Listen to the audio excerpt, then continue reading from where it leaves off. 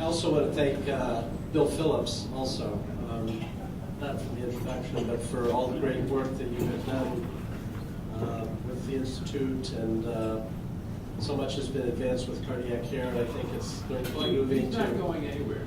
It's going to be moving to perhaps another level, but thank you. No, he's going to come. He's going to have some job. Actually, interestingly, I saw a patient today who informed me that you did a TAVR procedure on her father in Boston a year ago. Great. And he made it? He's doing well. One of the three. Ruth Friedman is Dr. Ruth Friedman. I'd like to introduce. I think many of you know her, probably some of you don't. Ruth is chief of psychiatry in our medical group. She came in early fall with Katie Kessler and joined Jen Mogul's group. It's Ruth's group now. And Ruth is doing some really great things, and I think is going to be reaching out more and more to the primary care practices, not only from a clinical and but also an educational standpoint as well. So she and I thought this would be a good opportunity for all of you to get to know her better, and she will help educate us further about treating anxiety.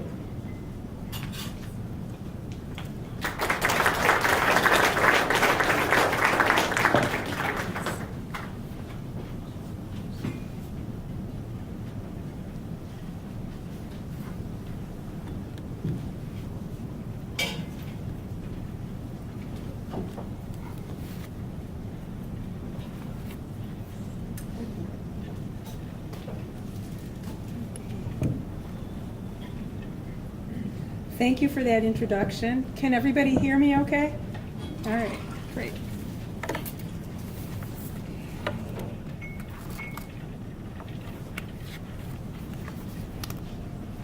Okay, so I'm going to talk about anxiety and hopefully give you some ideas about, once you've diagnosed it, how to treat it that don't involve benzodiazepines, but I'm also going to talk about benzodiazepines. So let's see.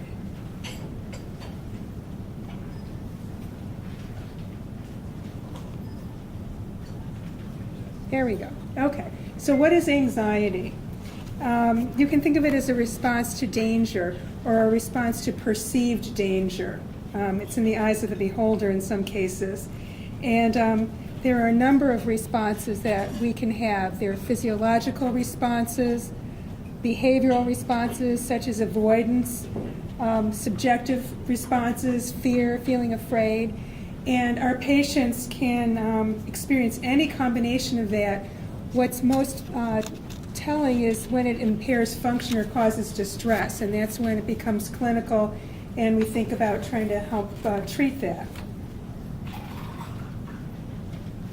Cognitive behavioral therapy is, can you hear me okay you can still hear me okay?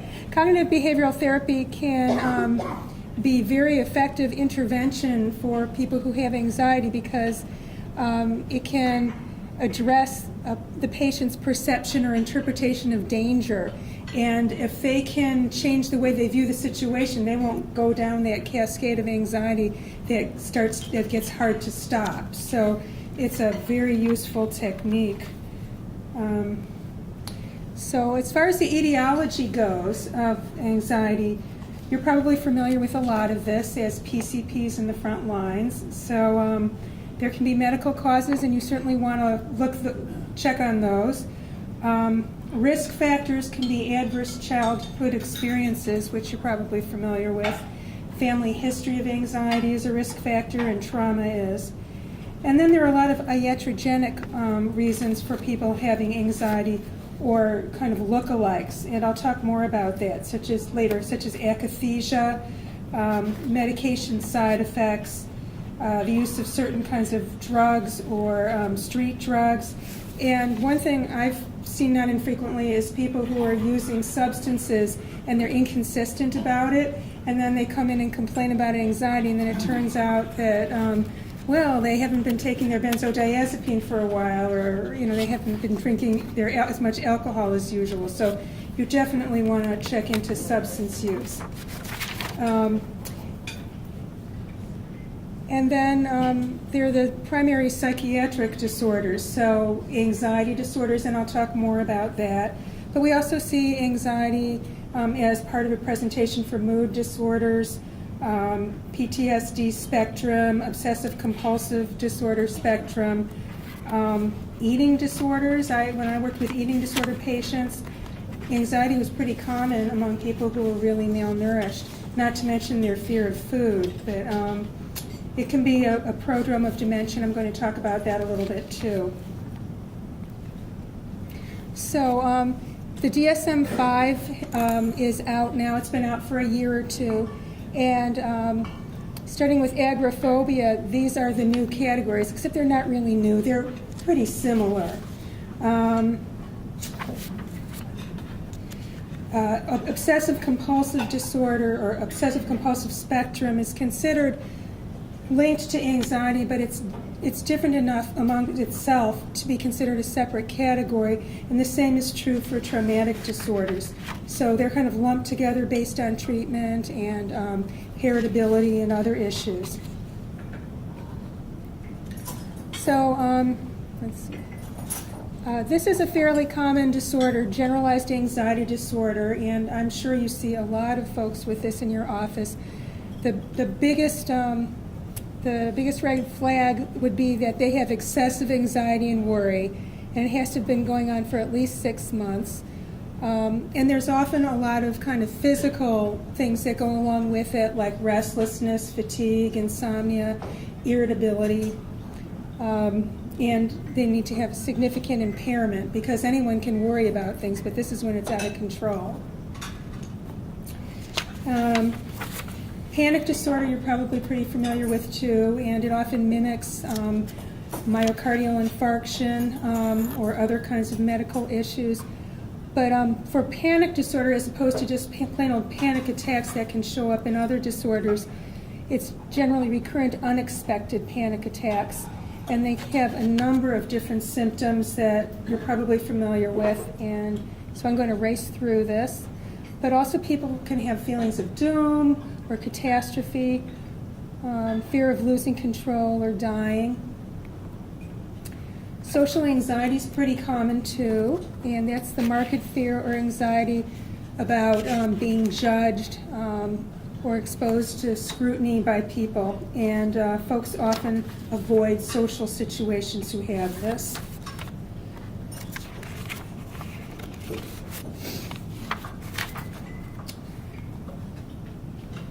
Let's see. PTSD is pretty common in our population, and I would guess you see a lot of folks with that. And the hallmark of that is that they have a history of trauma or threatened trauma, and they're reliving traumatic experiences. And a lot of what we end up treating people for is the hyperarousal associated with the trauma, the hypervigilance, the going from 0 to 60 is a common way that people talk about how they react to things with anger. And there's a special form of PTSD that's not in the DSM, but it's called complex PTSD. And it's a good way to conceptualize the experience of a number of people who've had prolonged exposure to trauma over the years, especially in childhood or adolescence. Because they've been in these bad situations for years, and a lot of them are really have a lot of difficulties in dealing with people and with life. And panic attacks, dissociative symptoms are quite common. There's often a lot of overlap with borderline personality disorder, which I suspect you see a lot of in your practices as well. So I want to give you a few pearls about how to, when you're sitting with a patient, things that can help you sort out which diagnosis is more likely. We often see comorbid anxiety with depression, and people can have GAD with depression, although it's not called GAD if it's only in the context of depression. I often have people complaining about racing thoughts and irritability, and that can certainly be bipolar disorder, but it's important to sort out really more about what's going on, like asking them, so you're having racing thoughts, can you tell me something about the content? And it may be that they call it racing thoughts, but it's really anxiety-based. And then irritability, people can get really irritable when they're really on edge and scared and anxious. So those are important to distinguish between. I also see akathisia sometimes, and sometimes that's difficult to distinguish between that and anxiety. We frequently see it as side effects of certain medications, particularly antipsychotics and SSRIs. So someone will have a sense of physical restlessness, be unable to sit still. Internally, they feel restless or tense. And it's important to distinguish that because you're going to approach that differently than anxiety. You can try reducing the offending medication or switching, but you can also treat it with propranolol or benztropine or a benzodiazepine. Okay. We also, if somebody's really psychotic, they can present with feeling anxious, and it's important to figure out what they're anxious about. It may relate to their delusions, or they're hearing voices that are threatening, but also if their thought process is getting derailed and they're feeling confused or just not well glued together. And then interestingly, with anxiety versus ADHD, sometimes I've seen people present with both, and the anxiety is independent, but sometimes the anxiety is because they can't cope with life very well because of the difficulty that they're having with their ADHD. And sometimes people can get anxious on stimulants, so it's worth trying to sort that out so you're treating them properly. And then lastly, anxiety and depression can be prodromal to dementia. So we have the GAD-7 to screen for GAD, and that's in Centricity. I don't know if these other screens are available or not, or if people are interested in having them, but we are certainly looking more at screening and then follow-up to see if people are really getting better or if they need more intensive treatment. So I'd like to shift now to talk about some general principles in treating anxiety. And I think it's really important to think about psychotherapy because psychotherapy can be as effective as medication. In some patients it can be better, and it doesn't have side effects. Unlike a lot of our medications, people don't get dependent on it. They get more independent. And everybody should have an embedded social worker in their office, or they're going to be getting one soon, hopefully. So that's a real resource for you. As far as the kinds of therapy that are helpful, cognitive behavioral therapy really is quite helpful for many different kinds of anxiety, including GAD, panic disorder, social anxiety disorder, and OCD. We use exposure therapy for specific phobias, like a blood phobia or fear of flying or other kinds of things. And it's also helpful for social anxiety disorder and OCD. And then for PTSD, we use prolonged exposure therapy and EMDR. I don't know if people are familiar with that. It's a technique that it can be quite effective, but people need special training to do that. And then there's the self-help kinds of things that you probably are telling your patients already. We know that exercise, for instance, is very helpful. It's been shown to be very helpful in moderate depression and moderate anxiety.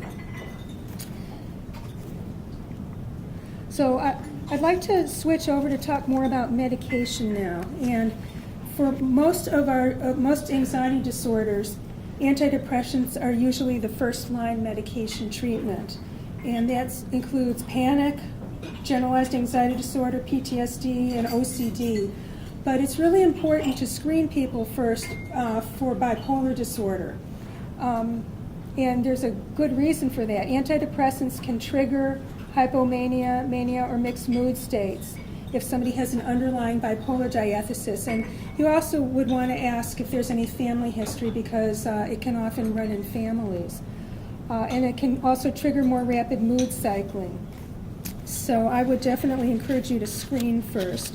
And I've certainly seen a few patients come to my office who, it turns out antidepressants weren't the best choice, and they've done better when taken off or put on a mood stabilizer as well. So people with anxiety are anxious, and they're often anxious about trying medication. Some of them are, and they're sensitive. So you want to start low and titrate up slowly. It's better to be, in my mind, it's better to be conservative and slower versus precipitating a bad reaction and then the person never wants to try it again. SSRIs are especially prone to that. Bupropion or Wellbutrin is not generally a good choice for anxiety. Sometimes it makes it worse. So, and if you can't use antidepressants, then think about using some of the alternatives that I'll be talking about. And the other option, although there's a little controversy about this in psychiatry, is if you put somebody on a mood stabilizer before you have them on an antidepressant. Some people think that that can still make cycling worse. So you need to be cautious about that. So I'm going to go through some algorithms for a few of the common disorders that we treat. And they actually look pretty similar. So for GAD, the first line treatment is, we're talking meds now. Well, actually not, we're talking about everything. So first line treatment is generally an SSR or an SNRI, like Effexor in particular, or duloxetine. Second line can be buspirone, and I've often, when I have patients that I'm seeing as a consultant, sometimes people, their PCP starts them on buspirone, but they've never made it up high enough. I often see people coming to me on just 20 milligrams a day. As you can see, you want to get up to 60 milligrams a day, if perhaps, if they need that, but there's a wide range that you can prescribe. And they need to be on it long enough. Tricyclics are helpful. Pregabalin, interestingly, is being used for GAD over in Europe and in England in particular. The FDA did not approve it, and that's another story, but it certainly can be worth trying. Gabapentin is off-label use, but that's similar to pregabalin, and I've had a number of people respond positively to gabapentin, and you can see the dosing range on the slide. Mirtazapine also is a good, this Remeron is a good antidepressant, and it has good anxiolytic properties, and that's another one that people often don't get on high enough doses of. And then there are the benzos, and then CBT, so cognitive behavioral therapy. And I just made a note of which of those medications are considered off-label. Also hydroxyzine, quetiapine. MEO inhibitors are good, but they're difficult to use. I rarely use them because of the potential interactions. So panic disorder, CBT or an SSRI or SNRI or combination are first choice, then tricyclics, and then the same group of medications. Social anxiety disorder, again, you look at SSRIs or SNRIs and exposure therapy, and there's some other options there as well. Specific phobia, the treatment of choice is actually exposure therapy, but not everybody is up for doing that. And then with PTSD, first line is generally an SSRI or an SNRI or exposure therapy. If that's not helpful, we will try atypical antipsychotics, and then you can see third line choices there. And I'll just point out prazosin, which is Minipress. It's an antihypertensive, and it's been proven, shown in studies to be helpful for the sleep-related problems of trauma. So like people who are having trauma nightmares and problems sleeping. It's used a lot in the VA system. And you'll notice we don't recommend benzodiazepines because they can be disinhibiting and they can be numbing. Plus, there's often a lot of comorbid substance use in this population. So, and then there's some others that have been approved, but it's generally the same list. So, but we're not practicing in a vacuum. We're practicing in central Maine. So we need to think about, when we make choices, about what's going on in the community. And we all know there's a lot of diversion here. We have the people that you get in your office may already be on opiates, whether they're prescribed or not. And we know that benzos and opiates are not a good combination. There's marijuana is endemic here, and now there's medical marijuana. There's a lot of people in the area who have trauma histories or have risk factors for substance abuse and anxiety. And I reached out to the community to see what people are doing at the different agencies regarding benzodiazepine use. So Tri-County really closed its medication clinics a few years ago, and I'm imagining a lot of people got people coming to their practices, PCPs I mean, looking for benzodiazepines. St. Mary's and Sweetser are both getting restrictive about it. So is Common Ties, and Common Ties may be closing its medication program. So there'll be a number of people looking for people to prescribe benzos for them. And then at Maine Med, a few years ago, they felt that people were on too many benzos and on too high doses, so they really started a project to try to wean people off in the outpatient clinics. And they've been very cautious about new starts. And I'll tell you, in talking with folks there, at least one person who's a psychiatrist there told me that although she met with a lot of resistance initially, those people that she could get to do this, a lot of them really started waking up. It's like they started, they weren't numbed out or over sedated, and it made a real difference in their lives, and they could appreciate it after the fact. So before prescribing benzodiazepines or other controlled substances, what do we need to do, or what do you do? How do you make sure it's safe? Any volunteers?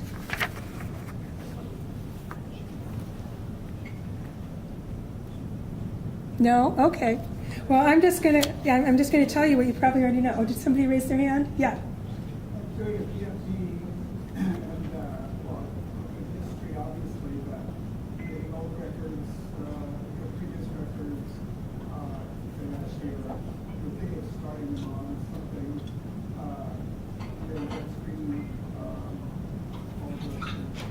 Yeah. So that's most of what I was thinking of. I would say methadone won't show up on the PMP, so if they're on it, you have to find out other ways. And I don't know what the universal precautions, I don't know exactly what people are doing in different places, but these are the kinds of things that it makes sense to do in order to make it safe for you and for the patient. So if you are going to use a benzodiazepine, unless somebody is elderly, and elderly people are more sensitive to medications, and putting them on a long-term benzo may not be a good choice. But barring that group of people, I tend to use clonazepam because it provides longer coverage. It's got a longer half-life. There's no high or rush associated with it. The one that I veer away from is alprazolam, and actually a lot of people are coming to me on alprazolam. I know it's popular for patients to want to be on it, but alprazolam, diazepam, lorazepam, they'll have an increased risk of dependence, and they're more easily diverted, and people can get a rush from them, so it's reinforcing. And then the reason why I particularly stay away from alprazolam is because of its short half-life. People can get withdrawal in between doses. They can escalate the dose for better coverage because of that, and it's hard to get them off. It really is. I'm sure people here have had that experience.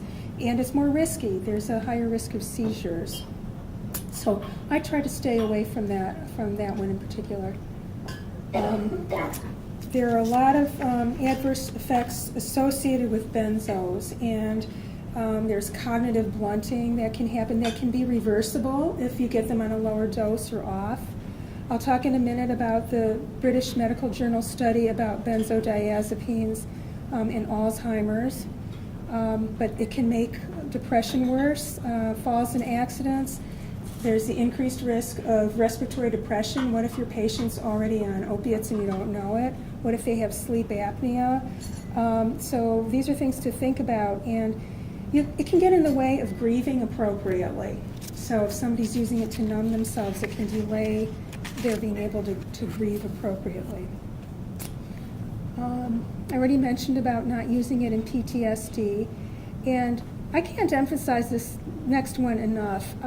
Once people get on benzodiazepines, their motivation to go for therapy really drops. And not everybody, but for many, they're feeling more comfortable. They don't like getting anxious, and in fact, they have to get anxious in therapy in order to learn how to deal with it. So we may be kind of depriving them of that opportunity. And then obviously substance abuse is an issue, a risk factor for them getting dependent and abusing that as well. People can get tolerant to benzodiazepines, and there can be discontinuation symptoms.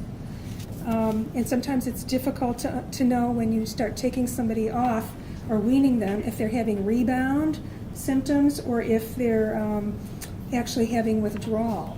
So for these reasons, you really want to go slowly, and you want to reduce the risk of withdrawal.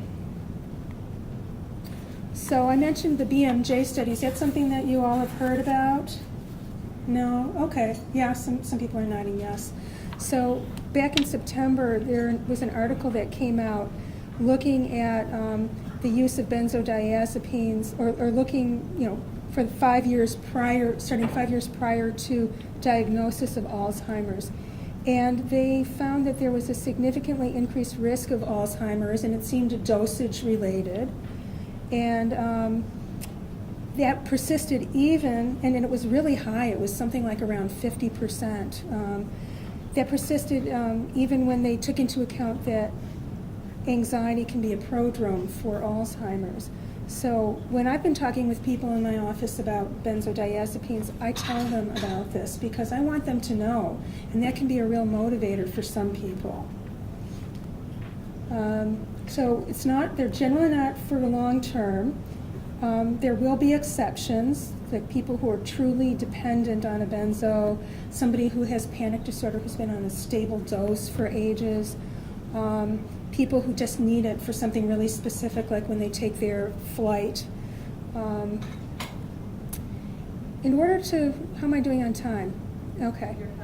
Okay, so I just want to spend a little bit of time on this because we all know what's best for the patient, but on the other hand, or what we think is best, nothing's going to happen unless we build an alliance with them. So obviously you want to think about safety first, and if somebody's really abusing them or there's diversion going on, you're going to want to taper them as quickly as possible. But barring that, you can start with motivational interviewing, either if you do it or your embedded social worker does or other staff are fulfilling that function. You want to think about offering them another medication if there is something else that they could try, like typically it might be an SSRI or something, to see if, or gabapentin or one of the others that I mentioned. And then you really need to work together with them to build a mutually acceptable taper schedule. Because if you just lay down the law, which you have to do occasionally, but you're not going to get as far. So it's really scary for the patient. And the other thing that I think is important is offering them resources like psychotherapy resources or support groups. And I brought, you should in your packet, there's some information about Tri-County and resources there. And I've talked with Tri-County about, would there be an interest in having some kind of support group if enough patients need it, of patients who are trying to get off these meds. So that would be interesting feedback. And then as I said, I usually start with the SSRI or SNRI or one of the others that I've mentioned before. And I actually use gabapentin not infrequently with folks. When you do a taper, and I gave you some information that's in your packet, you want to, if they're on alprazolam, you can try tapering them directly, but you may want to just switch them over to a long-acting medication like either Valium or clonazepam. That you can find this in the literature, how to make that switch, and I have that in the packet, because then you get them on something that's safer to taper. There's a benzodiazepine equivalence table that's, I think, an up-to-date that can help you figure that out, what the conversion would be. Buspirone is generally not helpful in this kind of situation. For substance abusers who nothing else works for, I sometimes use low-dose quetiapine, but you have to monitor for some of the serious side effects that you can have. I'm not going to go into this because it's in your packet. And you can look through here some examples of some taper schedules and how to convert alprazolam to clonazepam. And I'm not going to talk about insomnia because we're running out of time. So some people just need to be on those benzos. They're dependent and there's nothing you can do about it. But if that's the case, you still have an obligation to monitor the risks and benefits. And I will say that I would recommend you ask patients to choose between a benzo and an opiate or Suboxone, just for safety reasons. And I don't know if that'll generate some conversation here or not. So I'm going to wrap up. I'll tell you that we have a consultation service, and we see people for 1 to 5 sessions generally. You have to be willing to take them back, because if we hold on to them long term, then nobody else gets in. There's an access issue. But we're willing to work with you on psychiatry in general or on these issues. And I'm wondering, what kind of strategies you use for dealing with these issues, and if there are things that we should think about offering or would want to work on together to address some of these issues, because I know everybody's facing them. So, yeah. Can you speak up? It's hard to hear. Within the medical system, do we not identify all of our patients who are on significant doses of benzodiazepines and give them this information? I try to get my patients off. It's very difficult. And it'd be nice to have a push from the system to identify these patients. And also, I'm interested in being on multiple controlled substances. As you know, I have several clinics. It would be good if we identify those patients as problem patients who are identifying people who need immigrants, which I think is kind of a silly thing itself. But this is really life-threatening. So these issues really continue people off of this, but off multiple substances. Yeah, I think that's something that we could use Centricity for. And I know Ned Claxton is doing some consulting work now. And I guess Meridios, I'm less familiar with Meridios. There's somebody from IT in the back. Can you guys help us do something like that? Pardon? Potential, yes. Yeah. Yeah, I've thought about that too, that it would be nice to see who some of the outlier patients are, to see if we can kind of draw our attention to that and figure out strategies for dealing with that. I don't know whether I read that study or not, but there was a significant reduction in the amount of benzo use within the medical system that instituted a systematic approach to this. Similar in the way that we do with some of these other health issues, like flu shots or something like that. Everybody on the benzo gets this information. So you're thinking about like flyers, or having maybe a psychoeducation group that somebody's supposed to go to, or what? We sent out an automatic letter to everybody who's on 60 milligrams of citalopram, for example. And that came out, the information came out, that was incessant therapist. We've done it with a few other medical conditions. Why don't we do it with the medical condition we know is potentially harmful? Somebody on 4 milligrams of Xanax, for example. It's just a red flag. So Contacting them, yeah. Okay, that's interesting. Is this, I mean, I think this is a big issue. Do other people feel like this is a big issue for the medical center? Yeah, okay. And this is the residence table? Yeah. Okay. All right. Well, feel free to email me. Yeah, what? Oh, I didn't see, sorry.